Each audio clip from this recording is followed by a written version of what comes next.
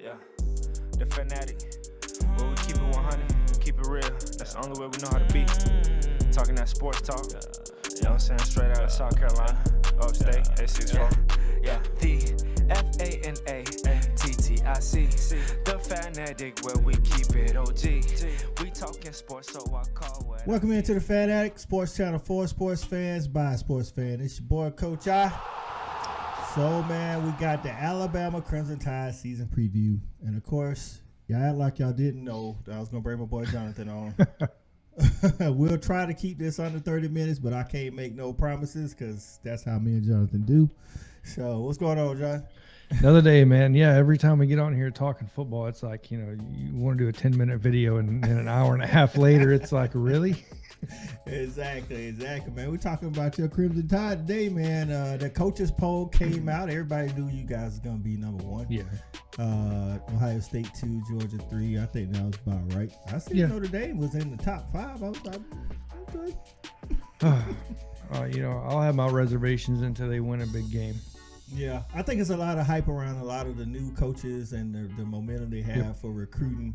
I mean, Nick Saban ain't doing too bad. He's number one. I think they're not, y'all number one in 247 now in recruiting since the whole state of Georgia theft. Yeah, we actually slid back to number 2 today.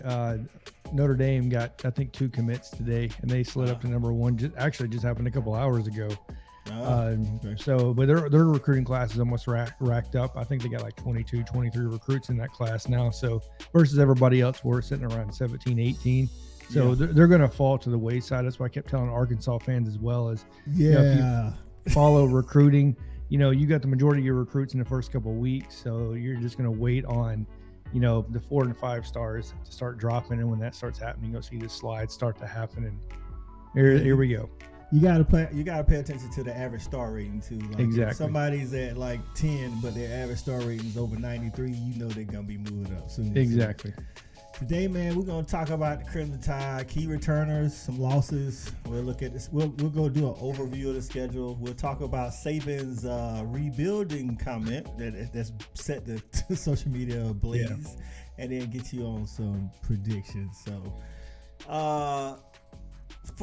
let's talk about the losses first. So you guys, of course, lose Jameson Williamson and John Mechie.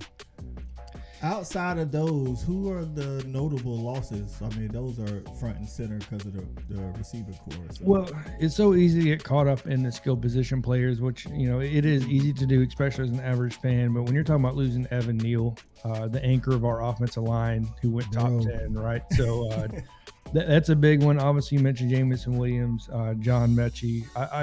There's other losses that are going to be more impactful this year. I think that people will see. Slade Bolden was never a highlight receiver, but Slade Bolden brought experience and the sure hands, right? So he was a guy that typically Bryce Young and these other quarterbacks that Slade Bolden's been around, it seems like, since the 80s.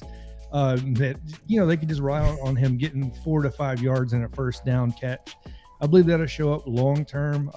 Now, yes, I get it. JoJo Earl and these guys, a bunch of others are going to be stepping in, and you're going to see a lot of new faces. But Christian Harris on the defense, the athleticism he brought to the linebacker core was insane.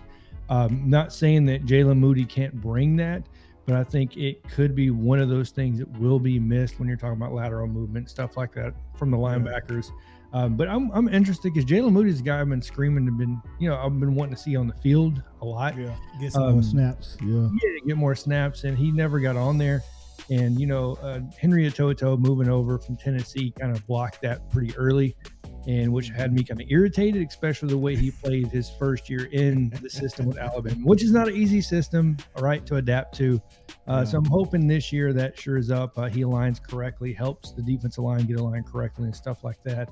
But yeah, that's pretty much it. When you're talking about Christian Harris, Slade Bolden, John Mechie III, James Williams, and Evan Neal, obviously, in my opinion, is probably the biggest loss, considering our biggest weakness last year, in my opinion, was the offensive line, and he was the only bright spot, in my opinion. Yeah, I think that's a huge loss too. Of course, I mentioned the Mechie and the Williamson because, like you said, that's what everybody recalls right off the top. Nobody thinks about the Christian Harris. Like, you talking about a lot of snaps when you talk about Christian Harris, and whole lot. So even if Moody has the talent, he still doesn't have the experience that he had. But you guys added some pieces too. I mean, you went in the portal, man.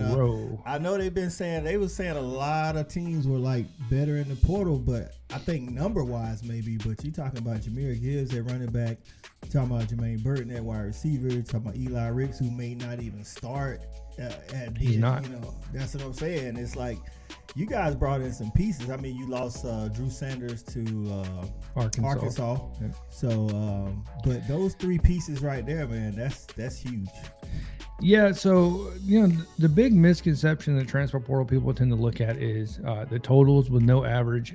You know what I mean? And but the biggest one, in my opinion, is what are you doing in the transfer portal versus what everybody else is doing? So when you look at a USC, you look at a Michigan State when they did it, you know, they're rebuilding an entire team through the transfer portal. So naturally, they're going to get a lot of guys that want to start right away from day one to go to that team, and they're going to get them in abundance, right? A lot of them. Yeah. But when you're talking about what Alabama's doing, you're filling needs, right? You're not filling depth. None of these guys are coming in depth positions except Eli Ricks maybe. And that was honestly kind of on accident. We thought that he would start, but Kyrie Jackson decided to show out, and Eli Ricks isn't picking up the system supposedly as quick as people thought he would. So, and I keep saying it over and over again. I know you mentioned it. You know, you don't step on, you don't step in Tuscaloosa, you don't step in Athens and places like this and think that, you're a highly touted guy. I get it coming from LSU or wherever. It doesn't mean you're going to start. Right, you're going to earn that position no matter which way you look at it, because those other guys behind you, on that roster, are just as talented, if not more talented. That's true, and they've been in the system already. So exactly, that's huge. So, and that's one thing that Nick Saban kind of prides himself on, and that whole staff, is when they do bring these transfers in, they don't guarantee them a spot. You know what I mean? When you recruit, you don't say you're going to come to Alabama and start day one. So it's the same thing with these transfers. It's an understanding of, hey, you're going to have to put in the work. And if you are the talented player, the most talented player, will give us the best chance to win the game. That's what's going to happen. You will start. It may be this year, it may be 3 years from now. Who knows? But there's no guarantee behind it. But yeah, you're talking about that.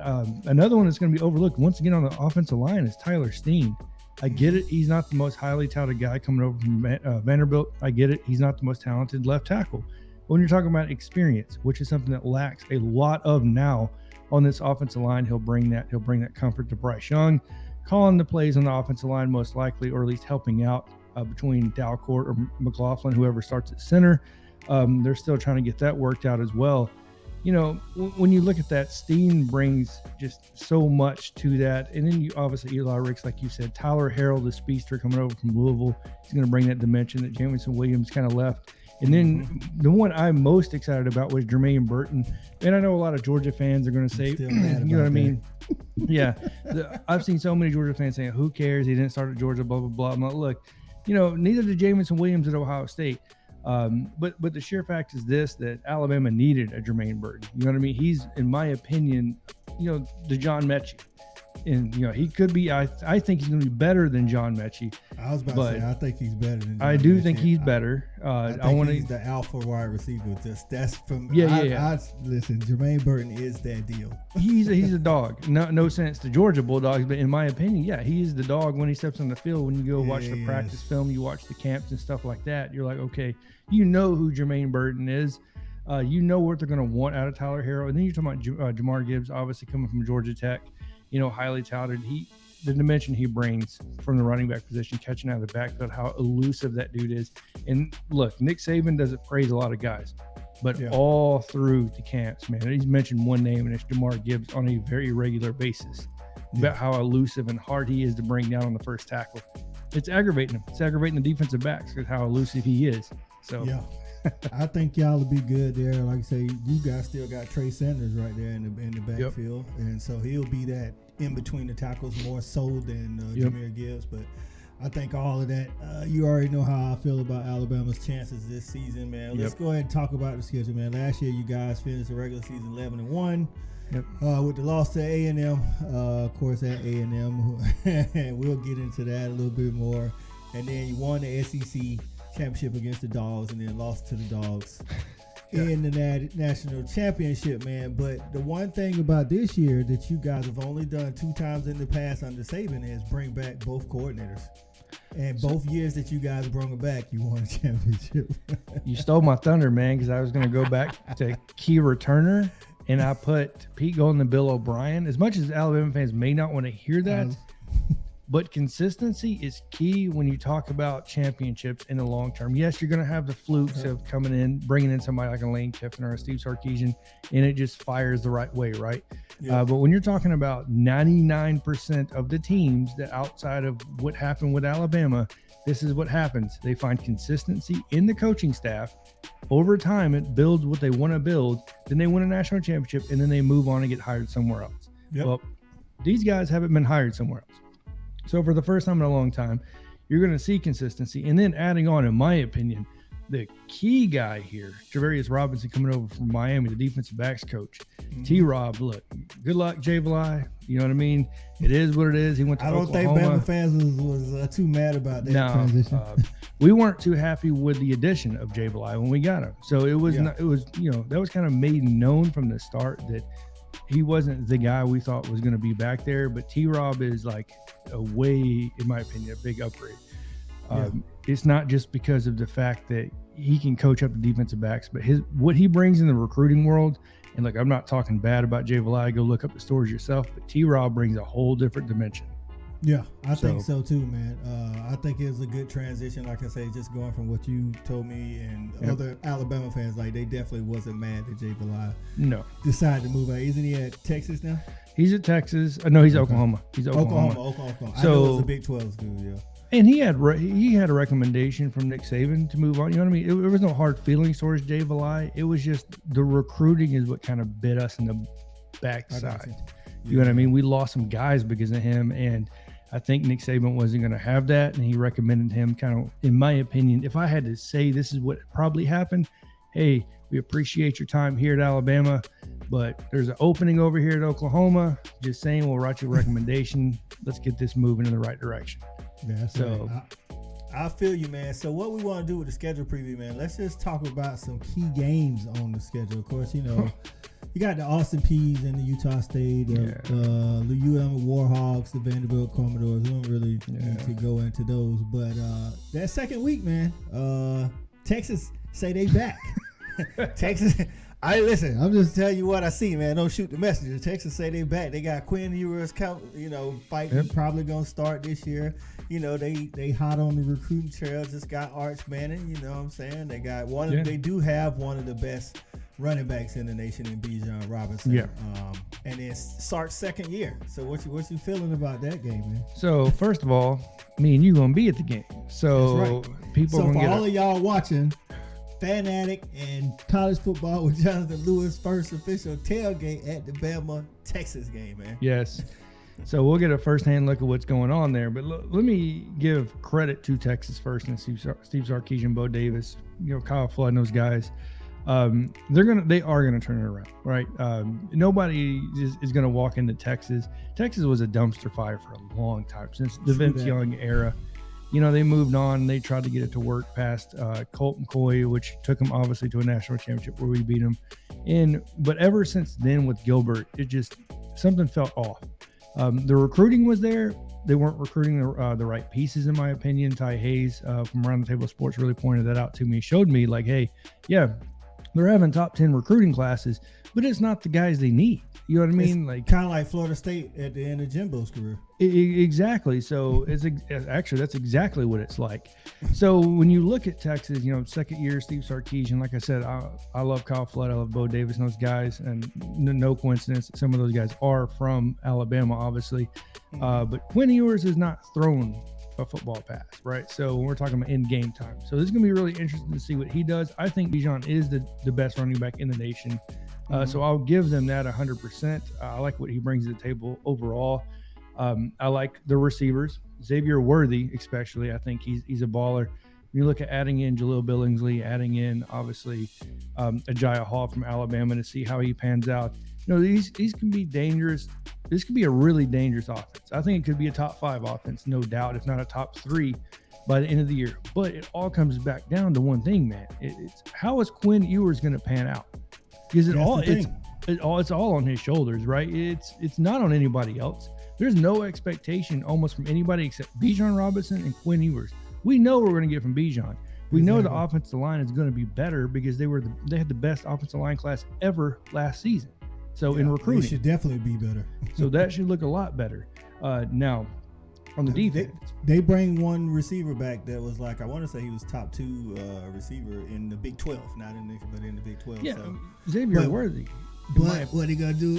What is he gonna do with Quinn Ewers? Like you was mentioning. Exactly, man. And the biggest weakness on this team is definitely at the cornerback position. And look, that's a serious problem when you're playing Alabama right now with Bryce Young, and you add in Tyler Harrell, Jermaine Burton, you know what I mean, and Jamar Gibbs catching out of the backfield, Cameron Latou, and these guys. It's like, okay. It's just a style of offense, you know what I'm saying? Exactly. And I keep saying this. People want to line up teams. They want to say, well, my team is better than your team because of it just looks better. No, it's a matchup. You have to match these teams up. And unfortunately for Texas, in my opinion, this is just a really bad matchup. Now, if this game was later on in the season and Quinn Ewers had more playing time versus one game, I would maybe feel a little bit less comfortable because I know what I'm going to see out of Quinn Ewers, right? But with him being so young and so much pressure, I mean, this guy signed massive NIL deals. He's in Austin, right? So the pressure it's not that you can lose this game and still look good. If you lose this game, in my opinion, as a Texas fan, there's no good luck. I don't care if it's close. I don't care if it's a blowout. Because what have we been hearing? Like you said, man, Texas is back. Steve Sarkisian has expectations. And guess what? Texas is about to enter the SEC and see this on a regular basis. Exactly. That's what I'm saying. It's like, so it's definitely not a good spot to play Bama early in the year when you are still trying to figure out who you really are. Exactly. I mean, after that Austin trip, though, you got ULM, Vandy, but the next 4 games, which one of these games are you? I know everybody looks at the next 4 games. You got Arkansas, Texas A&M, Tennessee, and Mississippi State. Everybody goes straight to the A&M game, but for obvious reasons. But which one of those games are you looking at as the game that, like, okay, let's make sure we're not sleepwalking in this game? All right. So out of those 4 games, when I bring up the schedule, so look, Arkansas has been the one team to year in and year out be a nuisance to Alabama in some sort of way. It's typically close. Last year, we didn't blow the guys out. They were in that game the entire time, right? So it's like we can never pull away from those guys for some reason. I don't think that will be the case this year. I know a lot of people say, well, Sam Pittman's got more experience, got KJ Jefferson back. They don't have Traylon Burks. The defense is going to look a little bit different. The great thing for them is they brought Barry Odom and those guys back to offense and defense coordinator. So I do feel like Arkansas will be a threat, but I don't think it's going to be a chance of a loss this season. I think, in my opinion, Arkansas may take a slight downturn this year. Okay. So it's going to take time to build those guys up, right? So when I look at this stretch, there's no doubt Tennessee is a team. Hendon Hooker and that receiving core, look, I'm 100% with you. Like that's a dangerous team. And Josh Heupel is no joke, not taking away from Sam Pittman, but Josh Heupel has the right pieces in place to beat Alabama right now. Now, the big disadvantage for Tennessee in this game is if this would have been last year, I would have probably said Tennessee may have had a better chance, but we're bringing back a better defensive back, you know what I mean, or better defensive backs. We feel a lot more comfortable in this defense now than we did last year, and we're probably going to be more confident that you can't keep up with us in offense versus defense. But I do believe they're going to score a lot of points. There's no doubt about that. I'm with you on the Tennessee. Plus, because Tennessee comes right after Arkansas and Texas A&M, Jimbo still plays a pro-style football. There's going to be a lot of hype surrounding that. Arkansas plays the pro-style, physical style. Because of where, and I tell people all the time, you can't just look at game by game and say, okay, my roster is better than your roster, I'm going to win. Nope. You have to look at where it falls on the schedule. And Tennessee, because of all the things that you just said, and because it falls right after Arkansas and A&M, and it's such a contrast in offensive styles to defend. Now, good for you guys, you got Dallas Turner and Will Anderson, to break up some of that. But that Tennessee game is what I'm looking for in those games as well. So I think Mississippi State, I think they can move the ball, but I think athletically, you guys just be too much for them. And that's normally what happened with Mike Leach's team when you have the better Jimmys and Joes that ends up taking over that game. Then you get an off week. Then you go to the Bayou, for Brian Kelly's first tussle in this Alabama LSU kind of rivalry on the West. LSU and Ole Miss back to back. So what you feeling about those two games? So I feel pretty confident against Ole Miss, only because of the defense. Once again, now I'll give Lane Kiffin credit in that he is recruiting better defensive players than he has in the past. Yeah. So he's definitely getting that together. I think that losing the offense coordinator in, my gosh, he went to Oklahoma. Jeff Levy, thank you. I think that will impact slightly because that was a vert and shoot offense with a power style run game. So you're going to see a slight difference in the offense this year. With, new offense coordinator, obviously Lane Kiffin still signing off on the offense. Yep. But I feel definitely confident in that game. Mississippi State, you already addressed that. Texas A&M, we already addressed that. And what was the next one up? You had Ole Miss. LSU. There we go. Jesus. Yeah. And LSU. And that's a game I am legitimately worried about. The reason is because I know most people are going to say, well, it's Brian Kelly, blah, blah, blah, and their quarterback situation. Look, LSU has had questionable head coaches since Nick Saban. Les Miles was eating grass in the middle of the field. He won a national championship. Ed Orgeron, I don't know if anybody understands what that guy's saying to this day, right? And they always got talent. They're in LSU. They're in the state of Louisiana. So, and that's like you said, they always have talent. That's why you can never write these guys off. See, people want to look at, well, it's just LSU. They're in turmoil. They're in sanctions. Yeah, Ed Orgeron left them in a bad situation. There's no doubt about it. Brian Kelly may not be the best hire. He may not be a top 5 hire out of all the guys that got hired this past offseason. But when you look at what LSU brings to the table every single season, there's no doubt that they're going to field a team that's going to be competitive. And what is another problem they've always had? A quarterback until Joe Burrow. Look at what Joe Burrow did. You know what I mean? With that receiving core didn't come out of nowhere. That offensive line didn't come out of nowhere.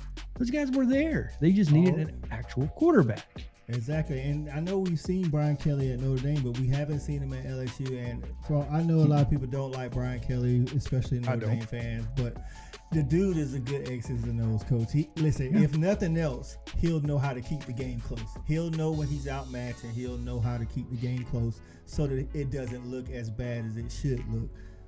So I think you guys are, of course, talked about him better, but if they have a quarterback that does anything, and again, I don't think they're going to have a Joe Burrow or anything, but as long as he don't turn the ball over, I think they can keep it respectable. We'll say that. Of those last 4 games, I'll be honest with you, that's the one game, the LSU, Ole Miss, Austin Peay, Auburn. I'm looking at the LSU game. Now, you guys come off a bye going into the LSU game, and I'm not really, honestly, Auburn only plays you guys tough in Auburn. When it's in Bryant-Denny, it's normally not as close as it is when it's at Jordan-Hare.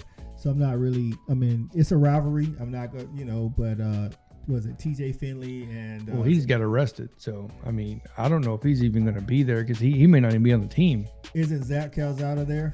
Zach Calzada's there, but Zach Calzada didn't. You know what I mean? I know a lot of people want to give him credit, but he's not that guy. You know what I mean? Go back and watch. Exactly. They got Tank Bigsby, and I feel bad for him because I think he's the top 3 running back, top 4 running back in the nation. He's definitely one of those dudes. You know what I mean? Like, so I feel bad for him because I stay respectable when it comes to those things. And Auburn's in a bad spot. Brian Harsin still got, I don't know why, man, but this guy can't let go of the limelight. Like, every time they get out of it, people forget. It's like, oh, we're going to give you a reason to remember. TJ Finley, he just got arrested. And then Brian Harsin making the comments he made. So, yeah. So that's just the overview of the schedule, man. I don't think a lot of that will be a problem. We'll jump into Nick Saban saying this is last year was a sort of rebuilding year. So if that was a rebuilding year, you guys should definitely be straight with that schedule. What did you think about his rebuilding comments about last season? So everything Nick Saban says is kind of like when LeBron speaks. It's going to be analyzed and taken out of context to the max extent. And as Georgia fans, you're going to see that with Kirby Smart. That's why Kirby Smart does the smart thing and just says, neutral. He keeps everything neutrality. He doesn't say shit that gives you anything to say it's negative or positive, right? Yeah. It's frustrating sometimes because you can't find out nothing. You like exactly. He says this, every year we start out, he said they ask about a player in fall camp. They be like, he's got a lot of work to do. Yep. It's like Nick Saban was, and now Nick Saban I feel like is towards the end of his career because it's like he no longer cares. He's just like, here's what I'm going to have to say, and if you like it, you like it. If you don't, you don't. No, the rebuilding thing. So people take that stuff out of context. When you look at last year, on my channel, what did I say? I said, Georgia's going to win the SEC. I didn't think Alabama would even make the playoffs. I did consider it a rebuilding year. Now, here's the difference. Once again, you got to put things in the context from fan base to fan base. So we'll use me and you, right? So Alabama and Georgia's rebuilding years are not meaning you're losing 3 games. What it means is you're not going to have the experience you typically have to put yourself in the best position to win the national championship, right? Because we didn't know what we were going to have with Jamison Williams. We didn't know that. Like, we ended up lucking out on a lot of these guys. Henry Toto may not have been the best replacement at linebacker, but he still filled a void that was, he was average, right? So, yes, in my opinion, last year was a rebuilding year. I don't have a problem with his comment. It's not an excuse that we didn't win the national championship because we overseeded expectations, I think, if you look at it from an analysis standpoint and not just a typical fan base going, we win the national championship every year, we should be there, blah, blah. No, we shouldn't. Like last year, we shouldn't have been there, right? So in my opinion, like when you look at it from top to bottom, look at the Auburn game, guys. We shouldn't have beat Auburn. If Tank Bigsby actually wouldn't allowed himself to be drugged out of bounds, right, then we don't win the game. That's right. Clock keeps running. You don't have as much time. So, I mean, you look at that game. You look at the Florida game was a knockdown dragout. We barely won that game. You look at the Arkansas game. Knockdown dragout. Those games are games that typically we would lose if we just wasn't that much more talented, put the talented over, you know what I mean?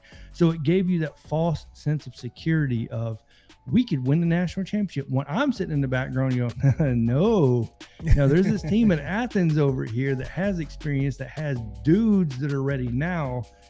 That's not the case with us, right? So, and it's the reverse this season, in my opinion. And then refer to the context because, like I said, most fan bases are going to go, well, rebuilding year. You're losing 2, 3, 4, 5 games. No, not every. It's not the same. It's not that for elite teams. Rebuilding is like Clemson last year. You know what I'm saying? They won 10 games, but if you ask anybody, they was trash all year. Exactly. Like, bro, they won 10 games and they was hurt most of the season. So that's what it's like when you reach that elite point. It's like if you lose 3 games, the whole nation is looking at you like, oh, they fell off. It's time for them to go. Whereas other teams, they go 9-3 in the regular season. They're like, oh, that was a good year. You know what I'm saying? Yeah. So Vegas had you guys at 10.5 at the start of the summer. Then they went up to 11 for win totals. Now they're back down to 10.5. Before we get into this, listen, I'm going to say this. If I'm not a betting guy, this is a disclaimer. Don't take my advice. Don't try to bet the house just in case you lose it. But if I was a bet man, I'd take that 10.5 and go take the over because I just really don't see Bama losing 2 games this year in the regular season. But what about you? So I am a betting man. I understand where Vegas is coming from on this. Actually, Vegas incorporates a lot of things that people don't realize. Like you got to take your fan glasses off when you're talking money, right? And that's the hardest thing for people to do, especially Bama fans. You got to understand something. Vegas is incorporating the likelihood and statistical difference of Bryce Young getting hurt versus Bryce Young not getting hurt, Jamar Gibbs getting hurt versus an entire running back core that is injury prone, right? So, what happens if Tyler Harrell gets hurt? Now you lose all speed from their aspect, right? Jermaine Burton is fast, but he's not Tyler Harrell fast. Yeah. So they're looking at it from top to bottom, this aspect of how it is. And then you look at LSU, at Arkansas, at Tennessee, right? So there is, you're going to Austin, Texas. This is not going to be an easy game. This is Steve Sarkisian still. It's going to be a knockdown, drag out, in my opinion, type game when it comes down to it. Then you start to look at injuries, like Cameron Latou is now injured. He's going to be out for a couple of weeks. So when you look at that 10.5 mark, I think what they're really looking at is it's the unknowns versus the known in the SEC this season, right? So not knowing what Brian Kelly's going to produce at LSU. That could be a loss for Alabama. Not knowing, how good is Hendon Hooker going to develop from last year to this year with that receiving core with Josh Heupel. That could be a trap game easily. Yeah. Arkansas could be a trap game easily. When you look top to bottom, Texas could beat Alabama. People want to act like Alabama's unbeatable. I was at the Texas A&M game last year when the Texas A&M fans I was tailgating with said, we have no chance. You know what I mean? Zach Calzada, are you serious? Blah, blah. And then we all saw it, right? So it is in any given Saturday. And I think Vegas has to incorporate that. I think that Alabama is the best unknown team because of what's in the SEC, whereas Ohio State, in my opinion, is one of the top 2 teams in the nation. You're kind of knowing what you're getting into in the Big Ten. Now we know, right, what Mel Tucker looks like. We know that what Jim Harbaugh is going to produce and everything else. And there's a more of a security blanket there for Vegas to put those odds on. And I think that's where the 10.5 comes from, because it's not terrible to me. Well, I think a lot of times I tell people all the time, it's hard to go undefeated in the regular season. So I think even no matter who the team, they automatically, because I think Ohio State, Clemson, Georgia, and Bama are all 10.5. And it's like you give them one game to the schedule, regardless of who it is. Exactly. You can come up with at least one other game where in the win totals they give you a half a point if it's a toss-up. You know what I'm saying? So, I mean, even if you're just looking at it, they say, okay, well, maybe they lose to A&M, which, we don't think so. But if they lose to A&M and then there's a toss-up at Tennessee, so there's your 10.5 right there. A lot of people don't understand, a lot about how that works. But like you said, there's a lot of different things that go into it because you hit on something really key. If Bryce Young, you guys got talented guys, but if Bryce Young goes down, it's not the same offense. No. You know what I'm saying? It is not. Will Anderson goes down, it's not the same defense. I can guarantee you that. Yeah. I think Will Anderson may be the single best player in college football, but I think Bryce Young's the most vital. Yeah, most valuable. Yeah. To our team for sure. Because if Will Anderson goes down, you'll lose some pass rushing skills. But Dallas Turner, I think, is going to be a viable replacement, and I think you can. I think you can scheme up some pressure, but you can't scheme around not having Bryce Young. Well, and that's the thing too. Like, you only have one quarterback. You know what I mean? So you only have so many scholarship quarterbacks on the roster. And if there's one thing lacking right now at Alabama, don't get me wrong, I like Jalen Milroe, Ty Simpson, all these guys. And the guys coming in with Eli Holstein and Dylan Lonergan now and all that. But, it takes something crazy to win a national championship. But at the same time, Georgia, Stetson Bennett, probably the best game managing quarterback of all time. Probably so. The thing about it is, like you said, if those quarterbacks go down, the backups, talented or not, don't have any game, real game experience. So we have to stay out on the lookout of that, man. Before we get out of here, man, Johnathan, tell them where they can find you and how they can get with you, man. College Football Johnathan Lewis on YouTube. Been taking a slight break for the past 2 weeks, so giving myself some time off. But either way, on there, then at College FB Lewis on Twitter, talk all college football. So, but that may change soon to just Alabama, but we're gonna see for a little bit. So we're gonna put that on hold. But yeah, that's where you can find me at. That's right, man. And all of his info will be down in the description. Bama fans, if you disagree with Johnathan on anything he said, get in the comments and let him know. Don't hide behind the screen. Let us know. We can take it. Oh, yeah. I get it all the time.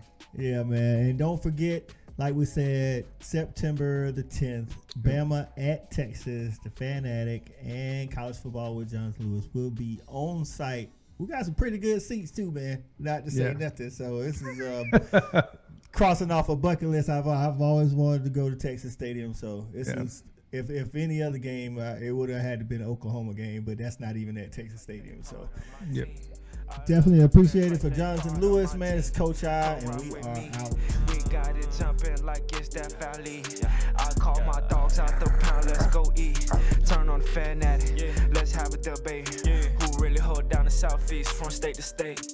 What team hungry gonna eat everything up off they plate?